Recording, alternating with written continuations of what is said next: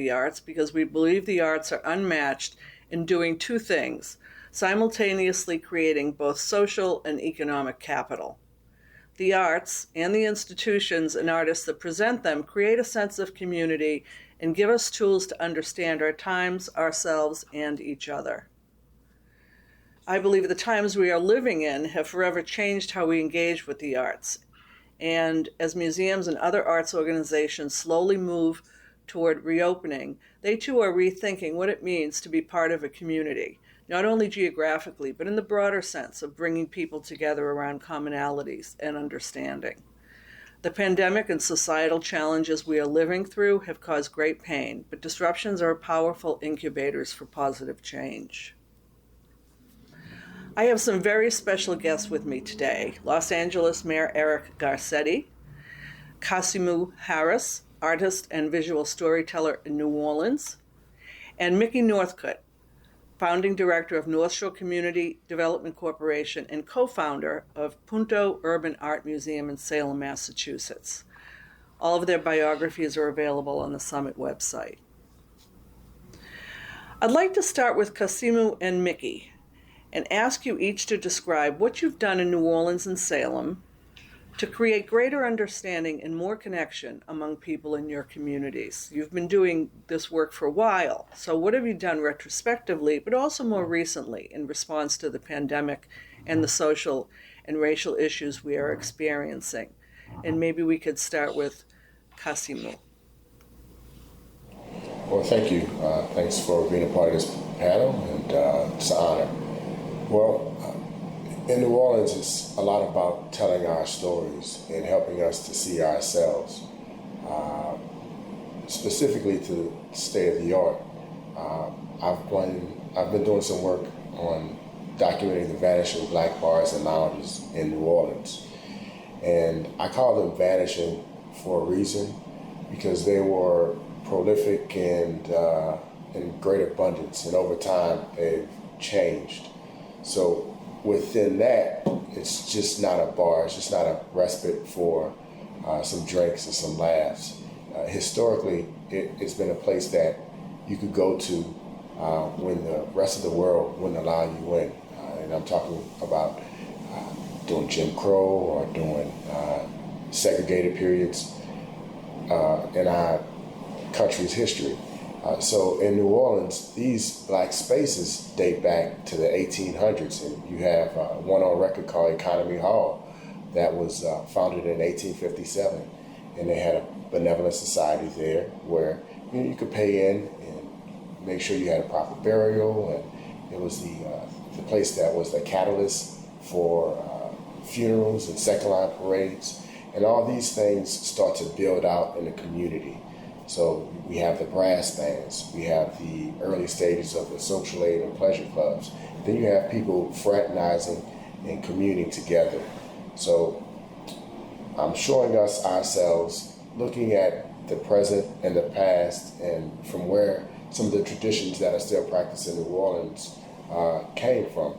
And now these are things, when we think about the second lines or the Black Mexican Indians, it's practiced in New Orleans but enjoyed by people all over.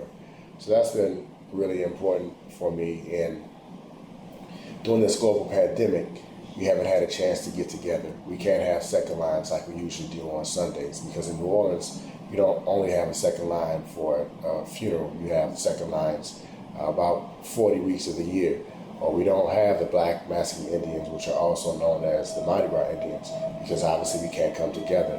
So some of my work has started to look in these places that were already fighting for survival, how they're continuing to exist now. And I've gone into a few of the bars that have gone through the various iterations of phase 1 or phase 2, and they could do to go, and now they can't do anything. So they're still struggling for existence.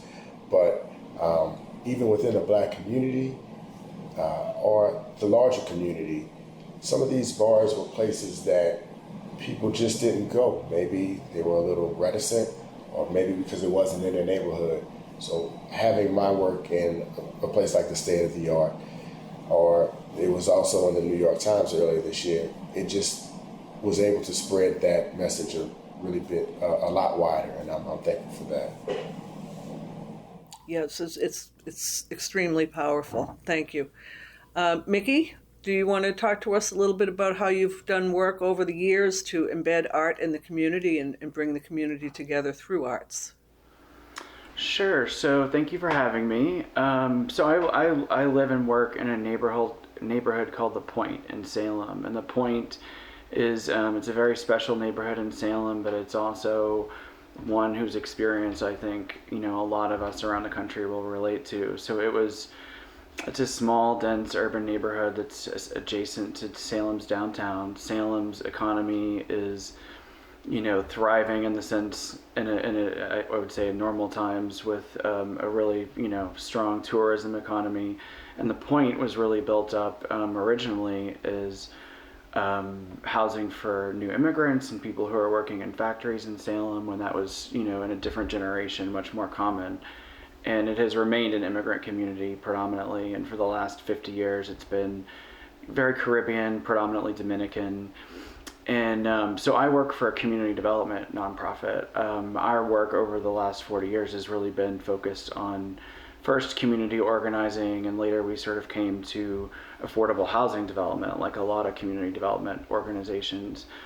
And the way that we sort of got here today and why we're working in the arts is we had started to use the arts just as a means of a creative way to get people involved. We've always wanted to be as inclusive as possible, and making sure that the things and investments that go on in this neighborhood are actually like tied to what people want to see in their own neighborhood. And we had to use the arts to get people involved, and saw that it was like highly effective. People just, who answers their door to door knocking anymore, right? And excuse me. In doing that, we saw the potential for really changing the narrative that was very much rooted in stigma. A lot of that has come from, whether it's racism, classism, xenophobia, all of that comes together to create a really like negative environment when people talk about the Point neighborhood. And we knew that like building more affordable housing isn't really necessarily in itself going to change that stigma. And parents that we heard from constantly felt like, you can't really talk about improving the quality of life in this community if you can't address this like deep and long held stigma. So our experiment with the arts was that if we can use our affordable housing developments as a canvas and a platform for a major public art initiative, that it would essentially use beauty to change the narrative in the neighborhood, and not to change it away from what it truly is, but to realign its public image with what it really is, which is a family-friendly, welcoming community that's been home for generations of immigrants and is a wonderful place. So the typical news stories that we've all seen that talk about a community like this in a negative light, we've seen really great progress in, just honestly folks in the neighborhood seeing, having something really like a positive narrative to talk about. So now if you visit Salem, there are 75 murals within a 3-block radius, and we've done storytelling and performance art exhibitions, and are looking at sculpture for 2021. And all of that is very much done in a way that's connected and embracing the immigrant history of the neighborhood. I would say too, like in the pandemic, like since all our work has continued in the last 6 months, but I would say like from the beginning we'd had a real mix of focusing on opportunities for local artists, but also bringing in some of the best artists in the world. And we made a decision last spring that we would focus all of our resources this year, and while this goes on supporting local artists. So we've had a couple of calls for art this summer that have been a way for us to produce some awesome art, but also to get critically needed funding in the pockets of artists in our community who are trying to survive this.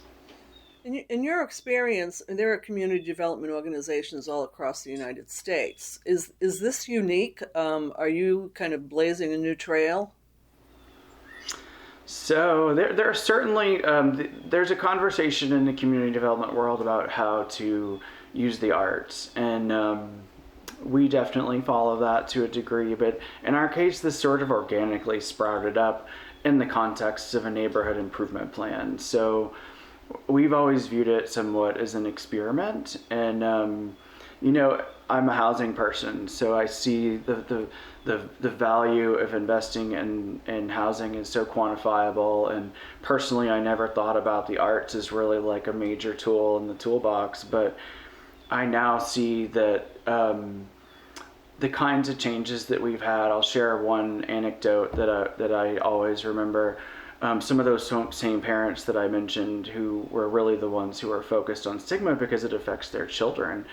I was talking to a mother who is a neighbor of mine who was describing her son's interactions with his friends and heard her son and his friends talking about their neighborhood with such pride. And he was saying, well, I live in the building with the farmer on it. Do you live in the building with with the hummingbird on it? And people are talking about their community in a way that with such pride and with smiles and happiness. And I think, like, as a housing person by background, I'm a convert. And I think, I do think the community development field has a lot of room to grow and thinking about fusing arts and our other work. And I think also that what I've seen so much talking to folks locally and around the country who are working in the arts is that in the arts, I think people really want to have deeper and more meaningful connections with communities that traditionally community development nonprofits have worked in. So I think there's just enormous opportunity in the future for there to be a better fusion there.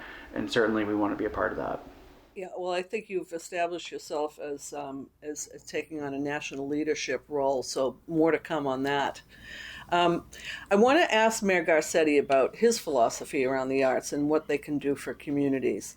In particular, the concept behind the two Pan-California Pacific Standard Time exhibitions, what they meant not only for collaboration among the museums, but also for the economy and for creating relevance for broader audiences in California. And full disclosure, Bank of America was the sponsor of both of those exhibitions. Mayor Garcetti?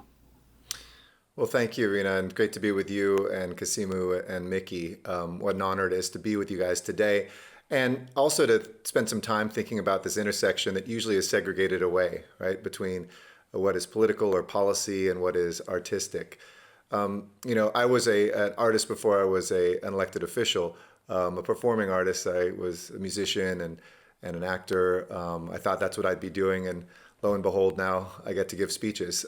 But it was that connection. When I ran for office, I actually talked about being my city's storyteller in chief. And I remember my opponent at the time they sent a mailer out making fun of that. But I stick to that, which is that whether you're an artist or whether you're a political leader, really human life is about telling stories. And to me, the story that is most important when I'm a leader of a city like Los Angeles, and I believe even what Mickey was just talking about, when you're giving people a sense of purpose, it is really the word that I gravitate towards is belonging. How do we give a sense of belonging to communities, to a nation, to global citizens as well? Because you look across the spectrum, whether it's the protests that we saw in the streets this year that were kind of a cry to belong and to have a nation where everybody belongs. And it's a great equalizing word, much better than diversity or inclusion, which implies sometimes a power structure of somebody including you. Belonging is about ownership, about that kid that Mickey was talking about who owns that image and that sense of place and home. So Pacific Standard Time was a hugely ambitious effort in one of the great cultural capitals of the world, Los Angeles, which we think of as a cultural capital because of Hollywood, but it's really one of the top 2-3 art centers, visual art centers now of the world.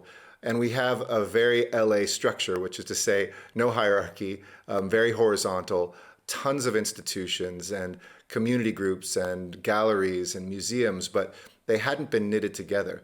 So the Getty, with its incredible vision and reach, put together these things called Pacific Standard Time. And the idea was to bring together dozens of institutions around a single theme. And this iteration, the latest one in 2017, 2018, was Pacific Standard Time LA/LA.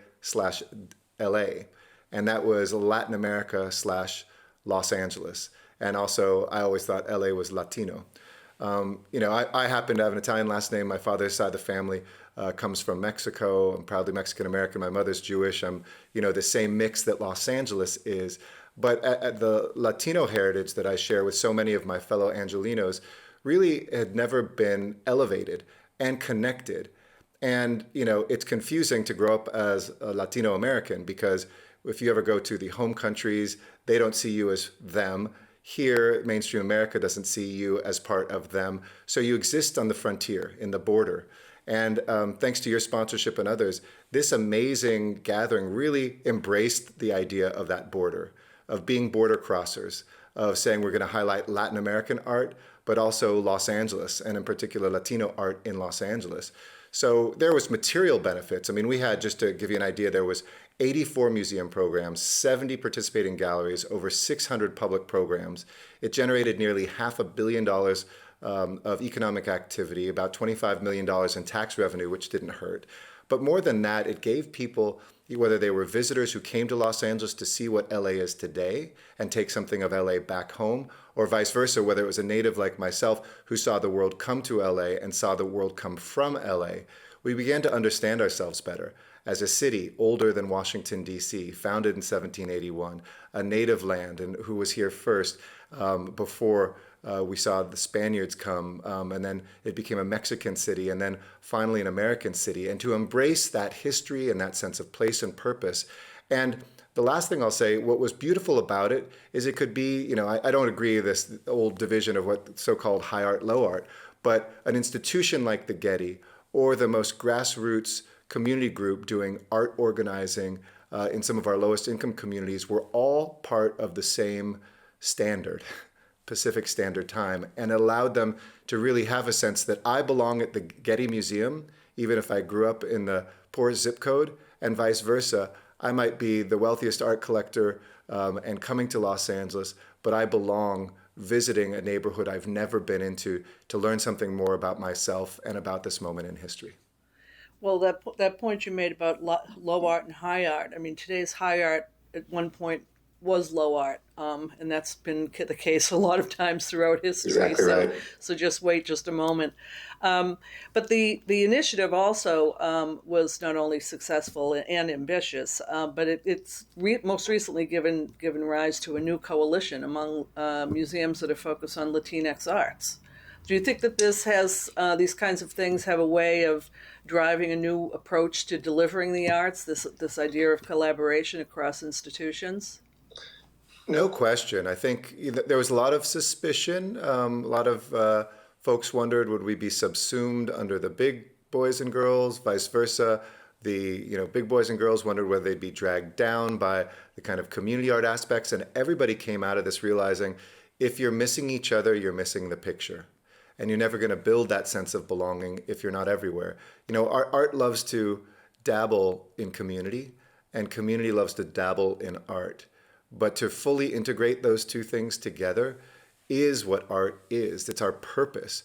I mean, if we want to transform the trauma of this year where we're going through pandemic and economic downturn and finally a shot at birthing a true multiracial democracy in this country, here where the skies are literally full of smoke, and in the South right now where hurricanes are dumping kind of Mother Earth's tears, we have to figure out a way where we break that down. If we're going to have hope societally and socially, I think it can start first with that common recognition of a story that an artist is telling, and her story of communicating that and making us feel something is part of the healing that then allows us to reimagine the future.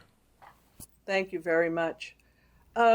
I want to turn to Kasimu. Do you have a view as to whether and how the disruption that we're going through, the emerging approach of collaboration, can be harnessed for more engagement with communities?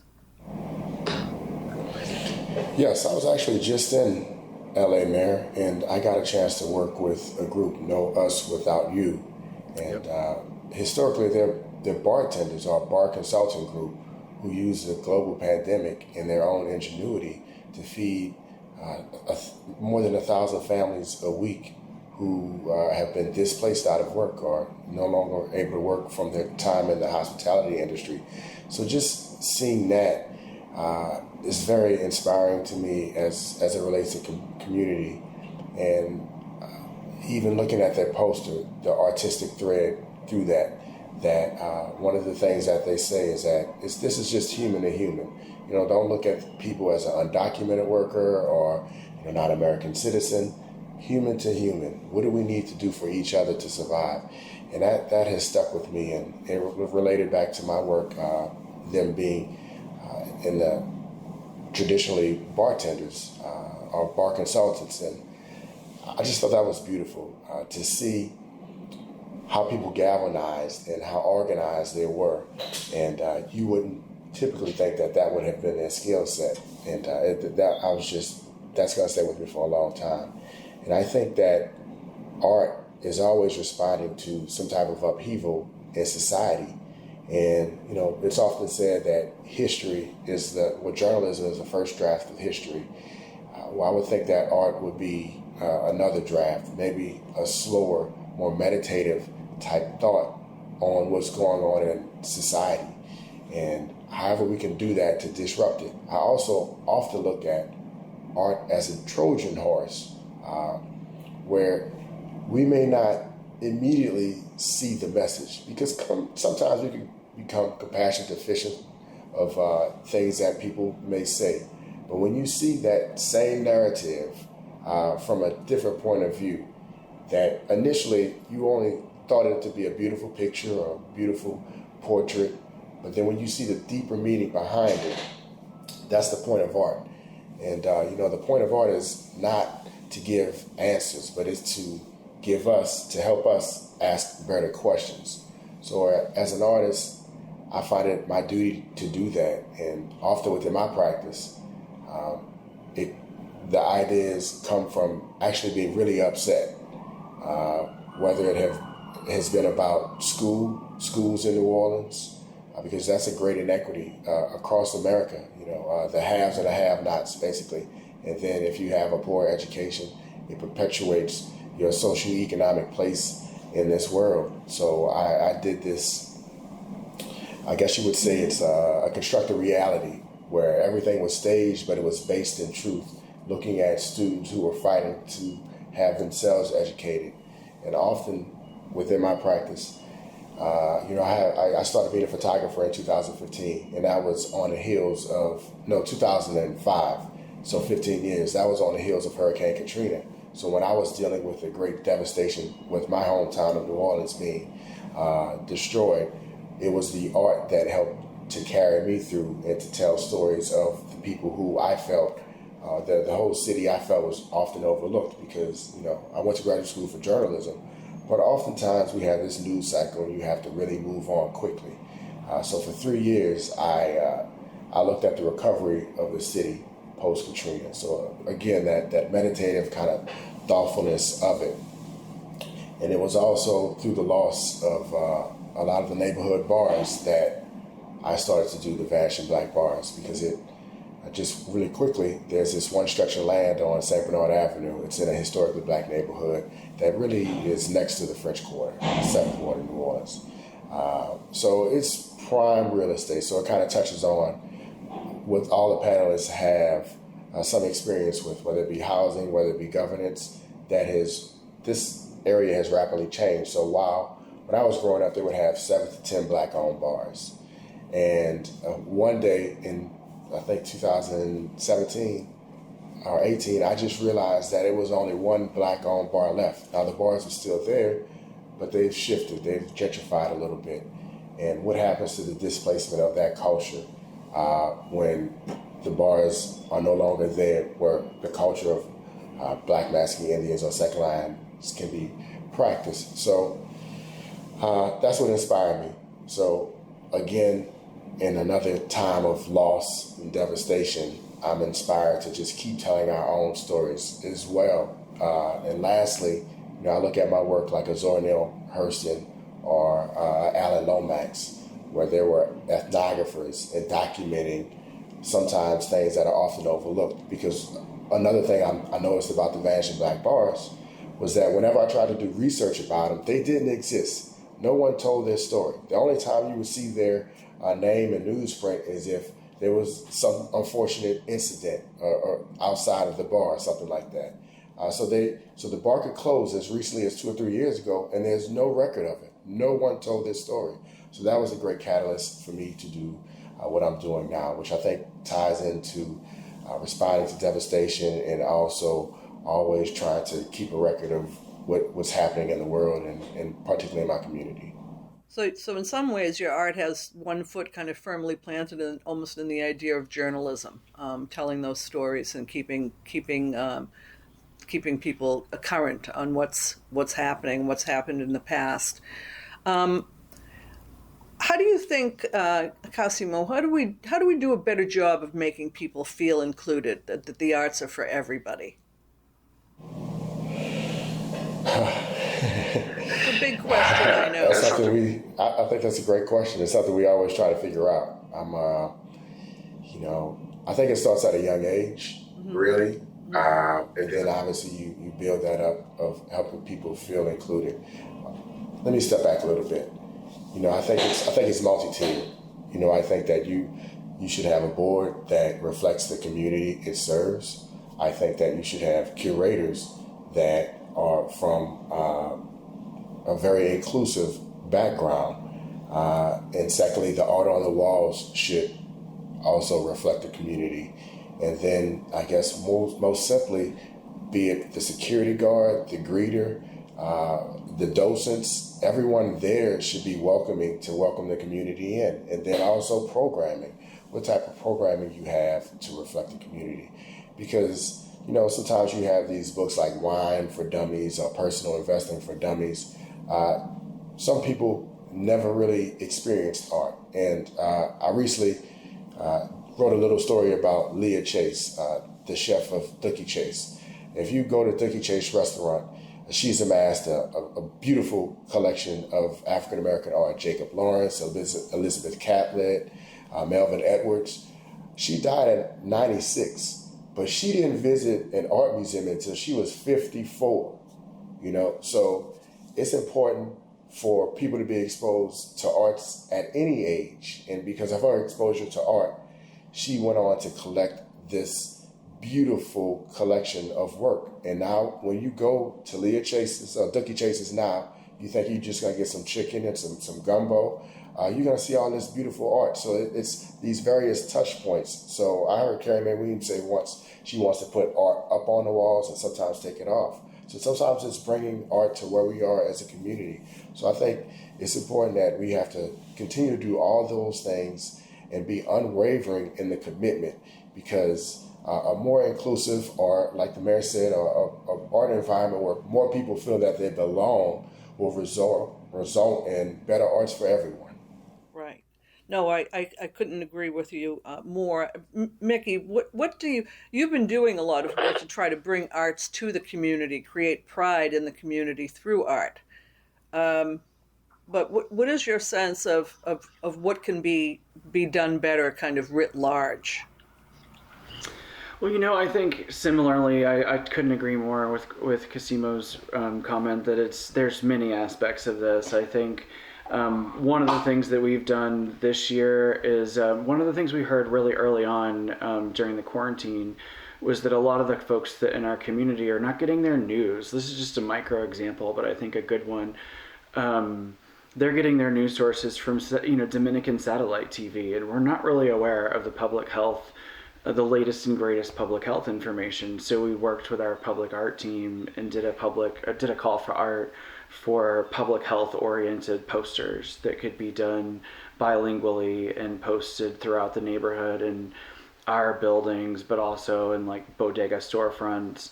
And those have been one cool way that I think we've been able to connect those two kind of corners of our organization, our community organizing team and our public art team, so that what we are producing is produced by local artists for really like timely local need.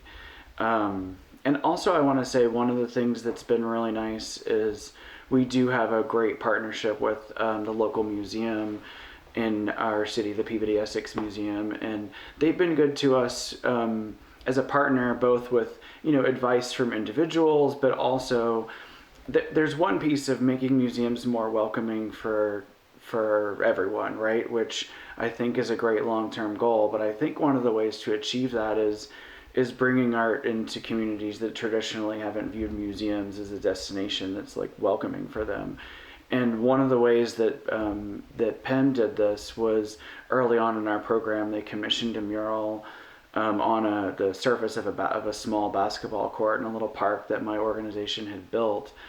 And it's beautiful and cool, and 10-year-old kids, that's their like go-to play spot on that street. But it's also a really important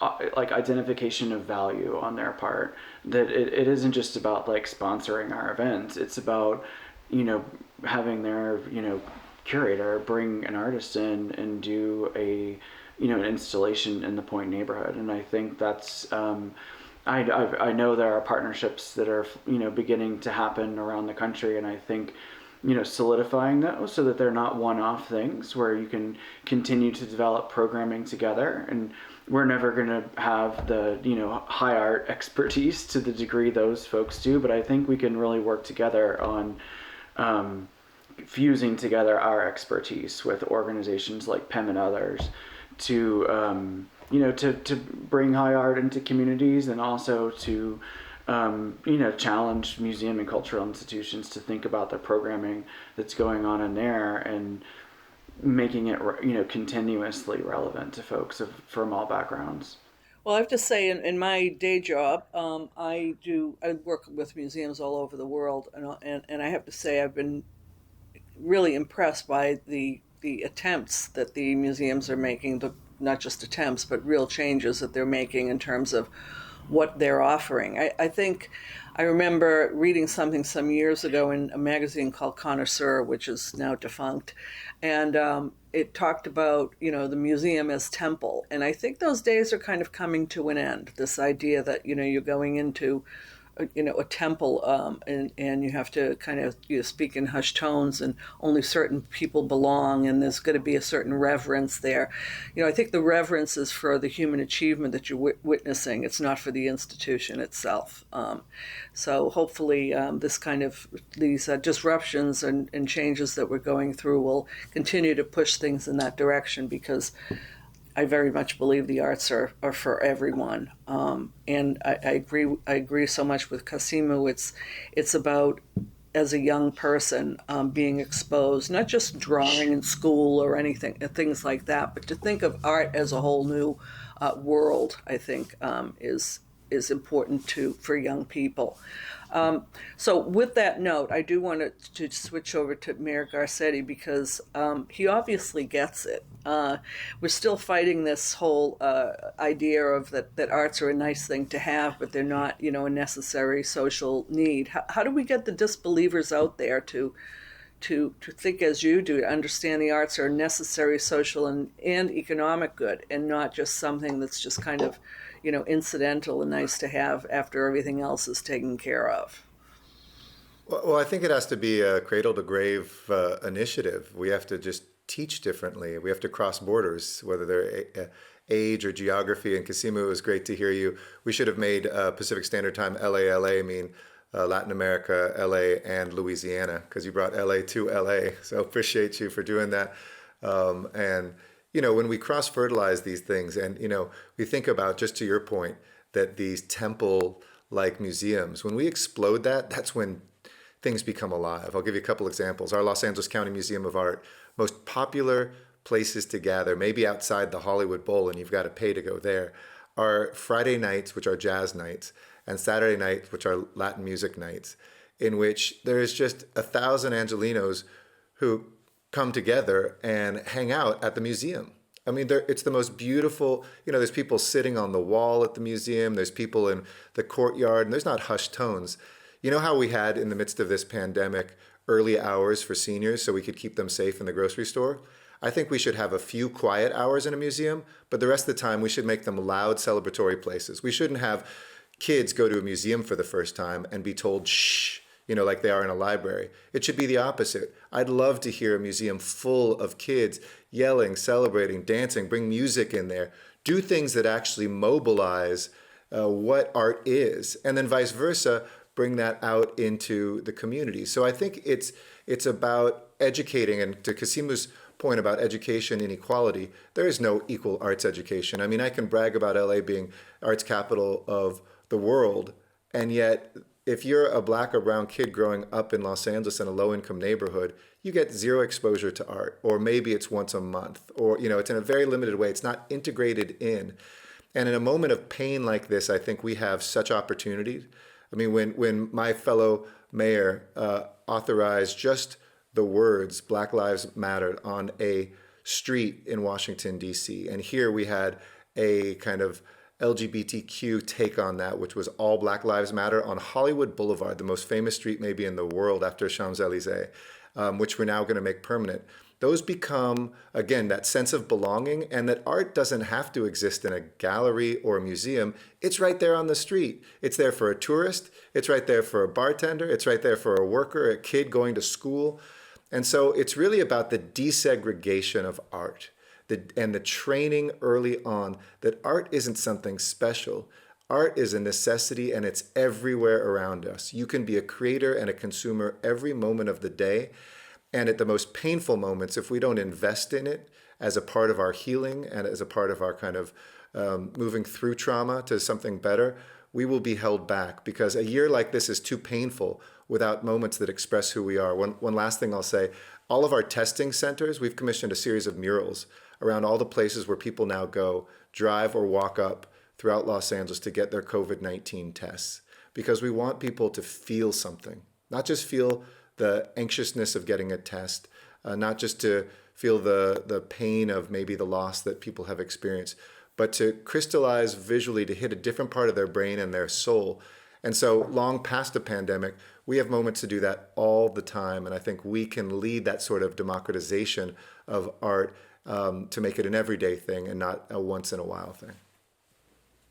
Well, I couldn't agree with you more. I always have to preface what I say around these things is that I'm admittedly biased about the arts and their importance and about their power, but I couldn't agree with you more. I think everyone's life, they tell us about our history, they educate us, they tell us about society, they tell us about philosophy, they tell us about people hurting and basic human feelings and basic needs. And I mean, I don't understand how it's not necessarily thought of as real sustenance in terms of creating those kinds of understandings across cultures, within cultures, cultural understanding, tolerance, all of those things that are so important. They're the best tool out there for doing all of those things, notwithstanding folks like yourself who are government leaders who also are trying to help us deal with all of those things. So I want to thank everybody. This has been great. I've loved talking to all of you. I hope you've enjoyed it, and onward and upward. Let's get through this, and let's use art to get through it. Thank you. Thank you, Rena. Appreciate you. Kasimu, Mickey, great to be with you. Thank y'all, truly.